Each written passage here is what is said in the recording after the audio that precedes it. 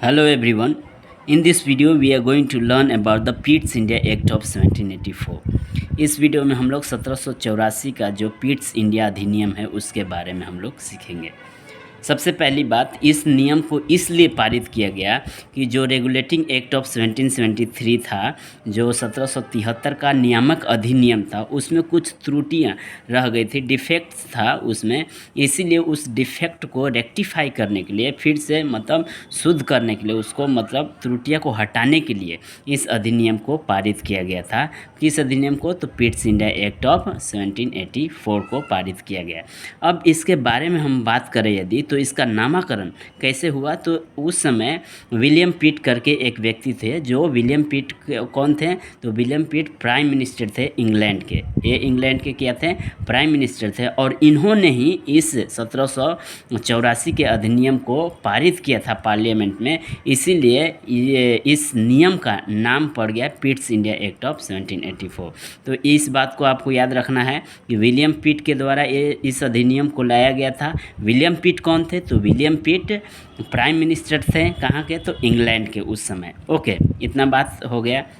अब इसकी कुछ विशेषताएं इस प्रकार से है कि देखिए, सबसे पहले इस अधिनियम के द्वारा क्या किया गया कि इस अधिनियम के द्वारा ड्यूअल सिस्टम ऑफ गवर्नमेंट लागू किया गया। मतलब दो सिस्टम ऑफ गवर्नमेंट, मतलब डबल गवर्नमेंट को लाया गया। कैसे? तो सेपरेट क्या क्या किया गया? तो पॉलिटिकल फंक्शन, जो कंपनी का पॉलिटिकल फंक्शन था उसको अलग कर दिया गया, और जो कमर्शियल फंक्शन था कंपनी का उसको अलग कर दिया गया। इसको अलग अलग करने के वजह से यहाँ पे डुअल सिस्टम ऑफ गवर्नमेंट को लाया गया। कैसे लाया गया? इस बात को समझ जाइएगा कि जो कंपनी का पॉलिटिकल फंक्शन था उसको अलग कर दिया गया, और कमर्शियल फंक्शन था उसको भी अलग कर दिया गया। अब क्या होता है कि जो पॉलिटिकल फंक्शन है और कमर्शियल फंक्शन के लिए अलग अलग बॉडी का भी गठन किया गया। जैसे कोर्ट ऑफ डायरेक्टर तो पहले से ही थे, तो कोर्ट ऑफ डायरेक्टर पहले से ही थे, लेकिन एक नया बॉडी बनाया गया, बोर्ड ऑफ कंट्रोल। तो इसमें कोर्ट ऑफ डायरेक्टर भी हो गए और बोर्ड ऑफ कंट्रोल, दो बॉडीज हो गए, ठीक है।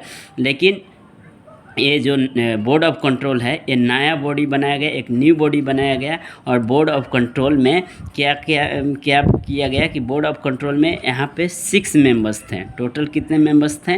तो टोटल 6 मेंबर्स इसमें थे बोर्ड ऑफ कंट्रोल में।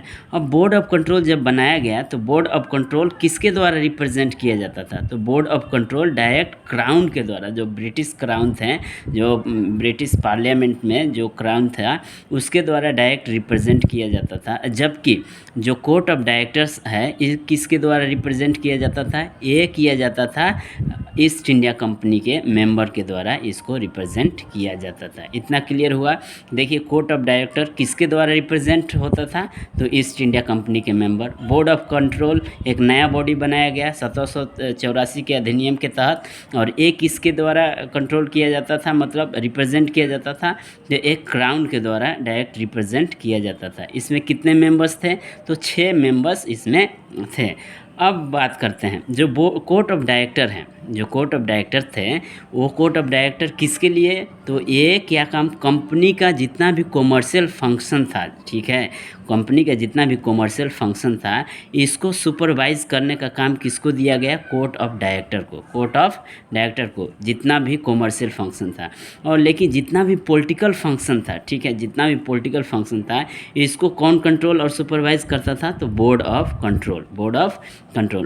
कंट्रोल को ये भी अधिकार दिया गया कि आप क्या क्या कंट्रोल कर सकते हैं। तो सिविल के कंट्रोल कर सकते हैं, मिलिट्री को कंट्रोल कर सकते हैं, और रेवेन्यू मैटर को भी आप कंट्रोल कर सकते हैं। तो ये बात आप ख्याल रखिएगा कि कोर्ट ऑफ डायरेक्टर का फंक्शन क्या है और बोर्ड ऑफ कंट्रोल का फंक्शन क्या है। बोर्ड ऑफ कंट्रोल एक नया बॉडी बनाया गया था। कब? तो 1784 का अधिनियम की पिट्स इंडिया एक्ट ऑफ 1784 के तहत।